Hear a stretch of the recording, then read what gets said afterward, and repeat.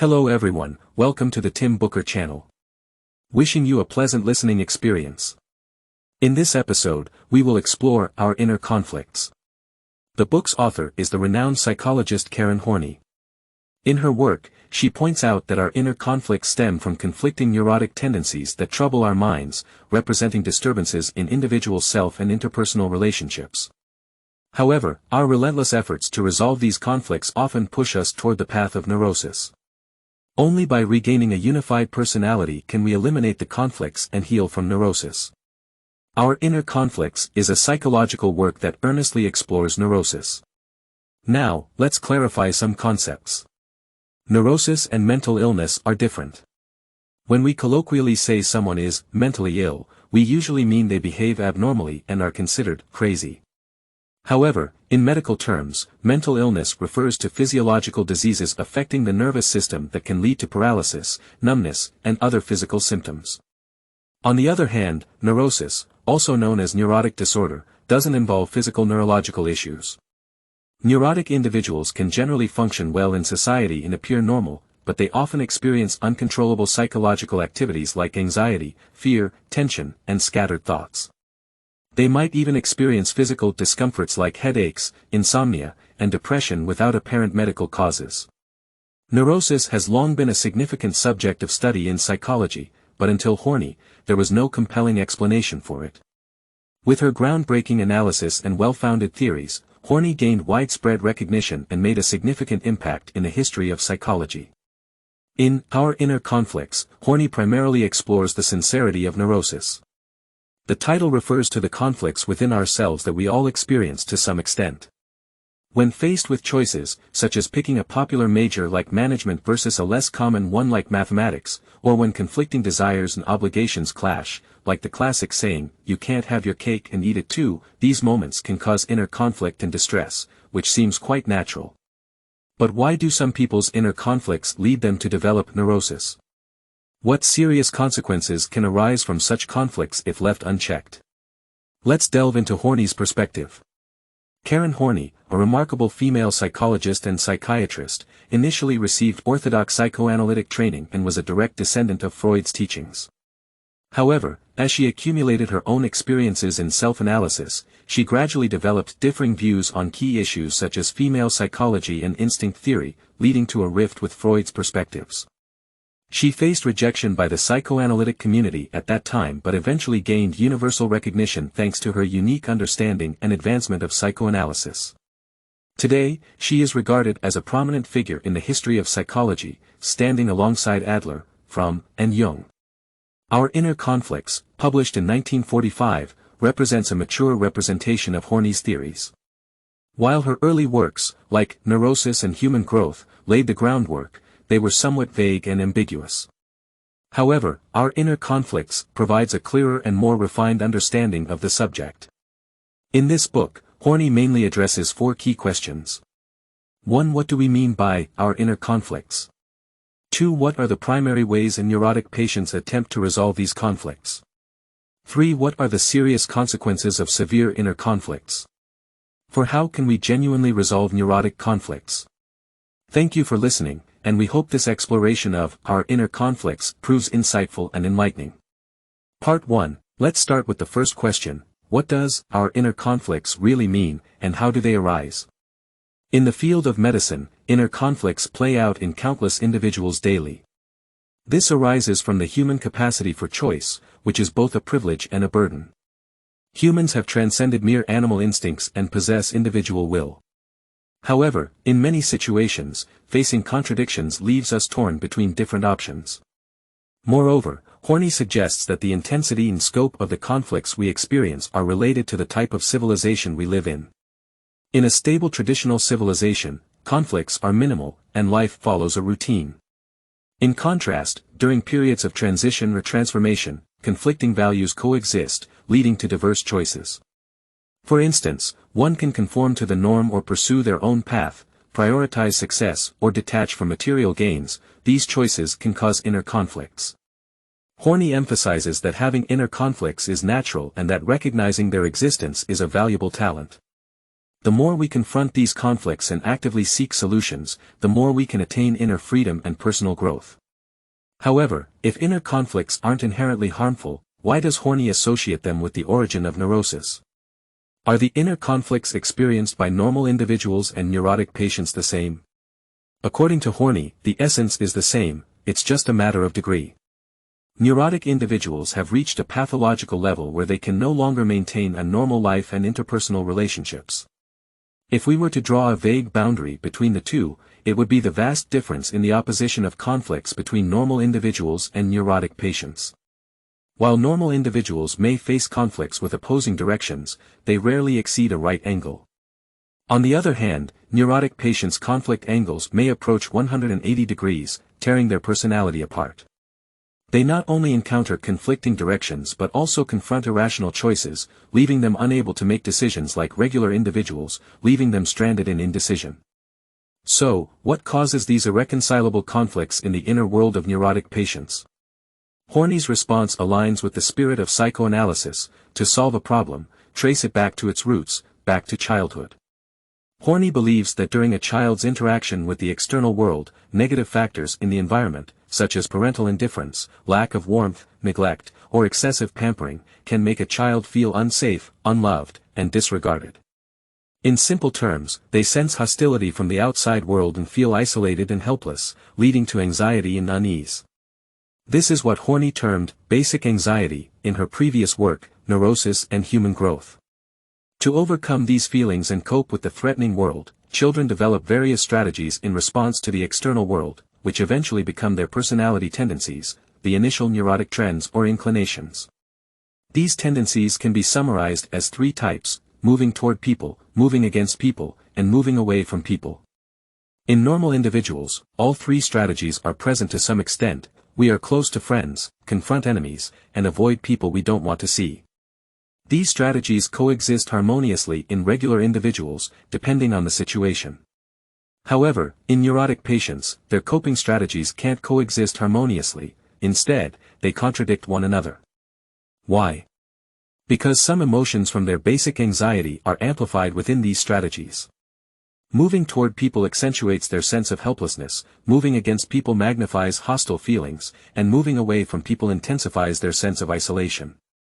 As a result, neurotic patients become either entirely combative or entirely submissive in their interactions with the external world, lacking the situational flexibility of regular individuals. If these three attitudes are strongly displayed in a person, they will inevitably be mired in severe conflicts and unable to extricate themselves. They may seem loving but secretly steal from friends, want to get married but constantly avoid people who have feelings for them, or believe they are good mothers but forget their child's birthday. These conflicts arising from contradictory attitudes are the core of neurosis, referred to as basic conflicts. Thus, we can conclude that inner conflicts themselves are simply choices and trade-offs when facing decisions, but their intensity can vary. Neurotic patients often face conflicts that are not only opposing but also irreconcilable. These conflicts stem from the basic anxiety developed in childhood due to perceived hostility and isolation from the outside world. This anxiety amplifies feelings of helplessness, hostility, and isolation, making it challenging for neurotic patients to effectively interact with the external world and others. Therefore, neurosis is essentially a manifestation of unstable interpersonal relationships. Part 2. So, how do neurotic patients deal with the torment of inner conflicting attitudes? What attempts do they make to resolve these conflicts, and do they succeed? We will explore these questions in the second part. First and foremost, Horney pointed out that all attempts to resolve conflicts ultimately boil down to psychological defense mechanisms. Their purpose is to avoid personality fragmentation and maintain a sense of wholeness, though this wholeness is only superficial. There are essentially two fundamental ways to achieve this. One approach is to suppress one aspect of the conflict, emphasizing the opposing side, allowing one to gain dominance over the other, thereby eliminating the conflict. The other approach involves avoiding contact with the outside world altogether, thus nullifying the possibility of conflict. The former corresponds to the strategies of moving toward people and moving against people, while the latter corresponds to the strategy of moving away from people. Let's explore how these strategies are manifested in three personality types that have developed from these basic strategies: compliant personality, aggressive personality, and detached personality. Compliant personalities are individuals who seek closeness and belongingness, hoping to satisfy their need for security. They suppress their ambitions and any aggressive tendencies towards the outside world, always subordinate and dependent on others. They perpetually view others as superior and themselves as weak and indecisive. One might wonder why they would choose to live with such self-doubt and submissiveness. The answer is quite simple: by doing so, they eliminate conflicts. If they always please everyone and put on a smiling face to the world, there won't be any conflicts. These are the typical nice guys in our lives. They refuse to reject anyone, another manifestation of the compliant personality. On the other hand, aggressive personalities are the opposite of compliant ones, emphasizing the strategy of moving against people. They admire the law of the jungle and strive to become leaders and rule makers because they believe they are the most excellent and powerful. Consequently, they adopt a controlling, exploitative, and manipulative attitude towards others. They despise weakness, vulnerability, and the gentle side of human nature, dismissing it as mere hypocrisy. By discarding their own vulnerabilities, they achieve a certain level of internal unity. Detached personalities, in contrast to both compliant and aggressive types, avoid contact with others, striving to be detached, independent, and indifferent to everything. By doing so, they believe they can escape conflicts.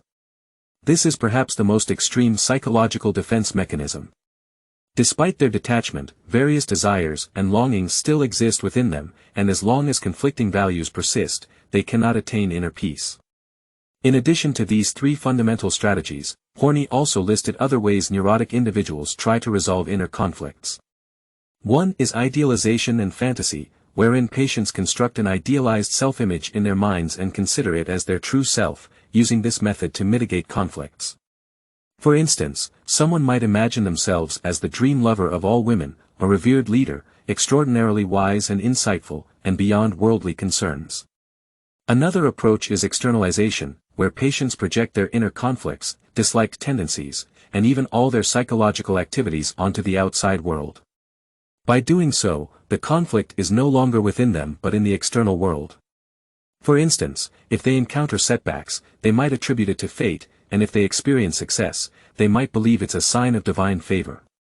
Even when they feel bad, they blame it on the weather. This is externalization. All these attempts to resolve conflicts in neurotic ways are essentially trying to eliminate the harmful consequences of conflicts without changing the conflicts themselves, which ultimately leads to failure. Compliant personalities, reliant on others for love and acceptance, refuse to change themselves despite seeking to receive unending warmth from the outside world, an unattainable fantasy. Aggressive personalities maintain hostility towards the entire world but also reject the world's goodwill and affection. Thus, they are trapped in constant battles, only finding peace when they genuinely dominate the world, a scenario impossible in reality. As for detached personalities, their detachment does not truly emancipate them from desires, it is merely an escape. As long as conflicting values persist, they cannot achieve inner tranquility. Idealization is but a delusion, a castle in the air without a foundation. Those immersed in such illusions live in constant fear of exposing their true selves and dread having their imagined image shattered by others, leading to a life of anxiety and self-alienation. Externalization is a process of self-annihilation since they project all their problems onto the outside world, gradually draining themselves of vitality. Moreover, by constantly blaming and fearing others, they only intensify conflicts with the outside world.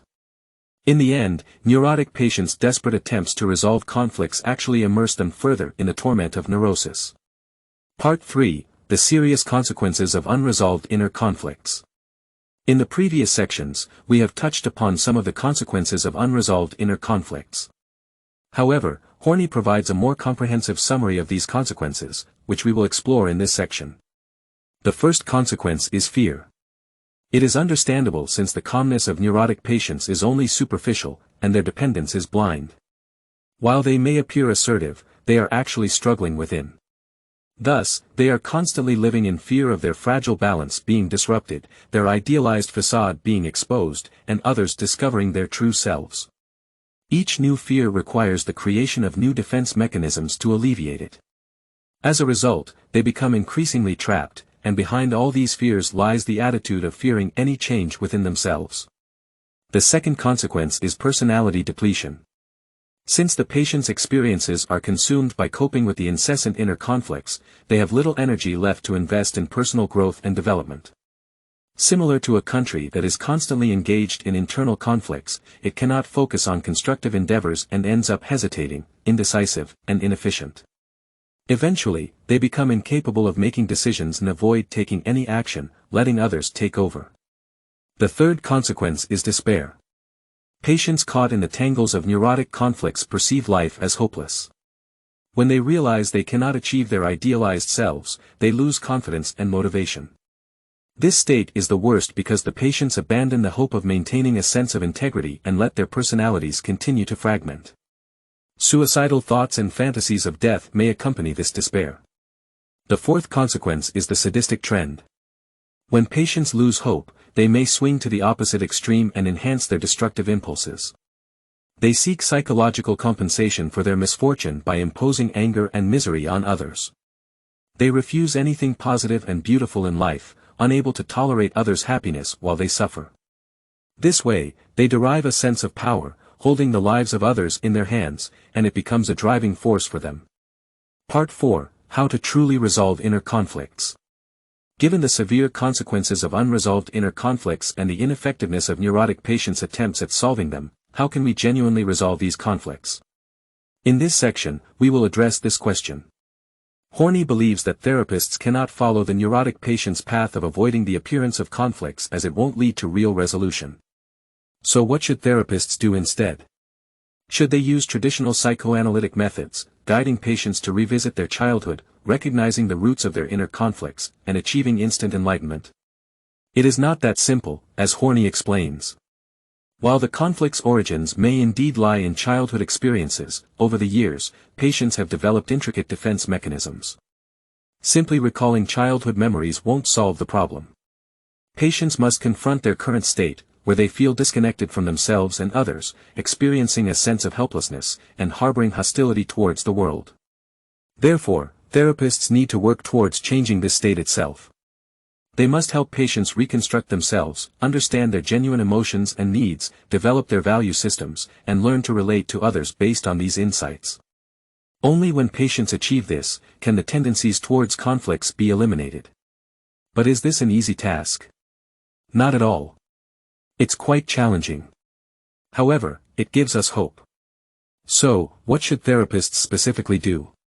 They must first examine the efforts patients have made to resolve their conflicts and the impact on their personalities.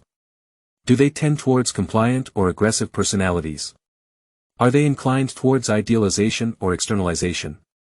These examinations help therapists identify the root and primary aspects of the conflicts. For instance, if a patient predominantly exhibits aggressive tendencies, therapists should analyze the hidden aspects behind this attitude. Focusing on the patient's needs for closeness would be a waste of time.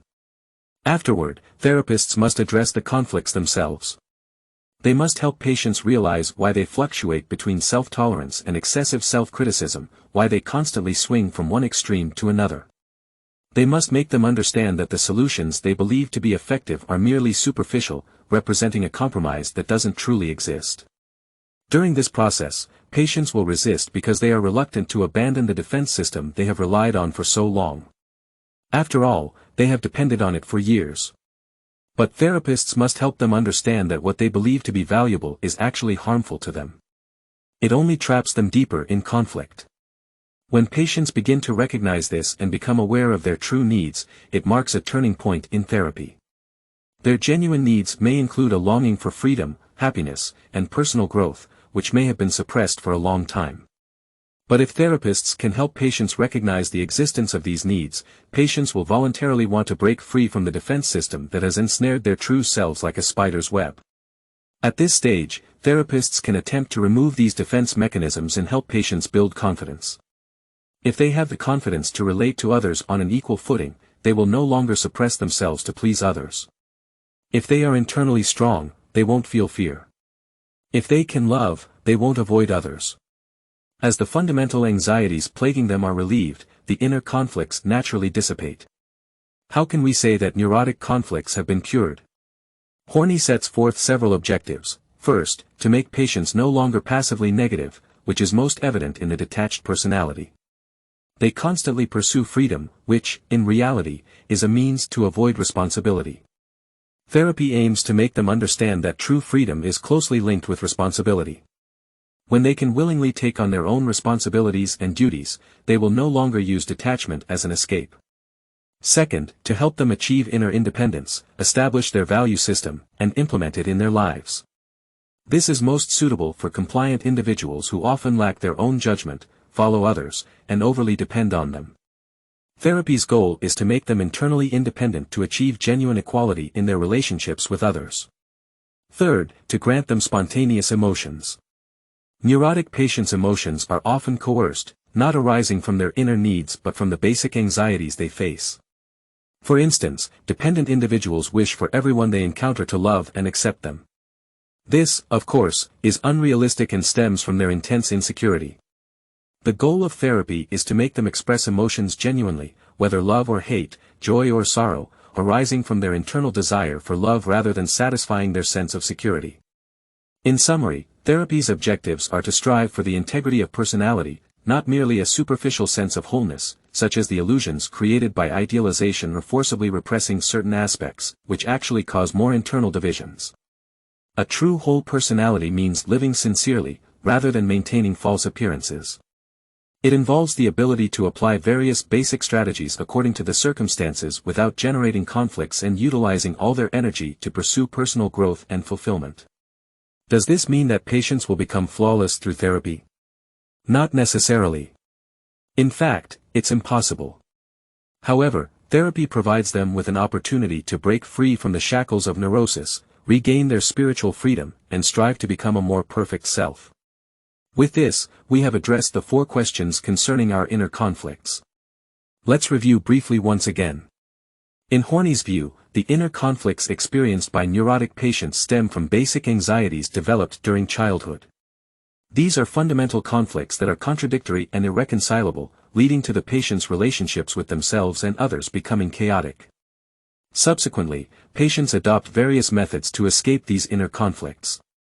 For example, some suppress one aspect of the conflict while highlighting another, leading to compliant and aggressive personalities. Others may withdraw from the outside world, rendering the conflicts ineffective, resulting in a detached personality.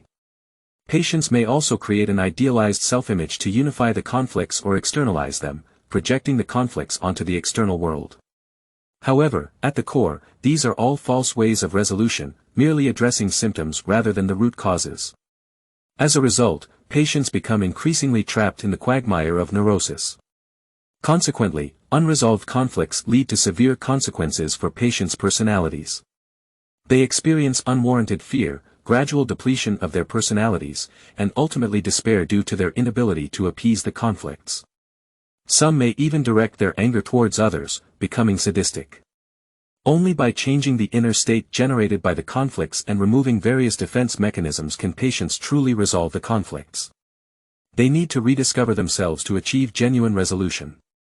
From the answers to the final question, we can perceive Horney's attitude towards neurotic treatment, an acknowledgement of the difficulty but not devoid of hope. This optimistic stance sets him apart from Freud. Freud viewed neurotic treatment pessimistically, considering it an inevitable result of instinctual drives, with little chance for true reconciliation, only control or sublimation. Freud lacked belief in human goodness and the potential for human growth. In contrast, Horney was optimistic. In her book, she writes that people have the ability and the desire to develop their potential and become better. As long as one is alive, they can continually change for the better and achieve self-growth. This belief surpasses Freud and elevates her work to a philosophical height her earlier works lacked. We may not be the neurotic patients described by Horney, but we can still gain insights and benefits from her book. Although her book was published in 1945, more than 70 years ago, human conflicts, in essence, have not changed significantly. Through her descriptions and discussions, we can still recognize aspects of ourselves, albeit to varying degrees. Therefore, Horney's penetrating gaze can help us better understand our inner selves, uncover the origins of unaddressed issues and conflicts, and guide us towards self-growth. In the journey of self-exploration, Horney is like a guiding light, and that's why even today, we continue to read such classic works. Congratulations! You've completed another book. Thank you for listening, and please subscribe to the Tim Booker channel, like, and share this valuable knowledge with your friends. Let's combine wisdom with practice to achieve our financial goals and create a better future. Thank you, and goodbye.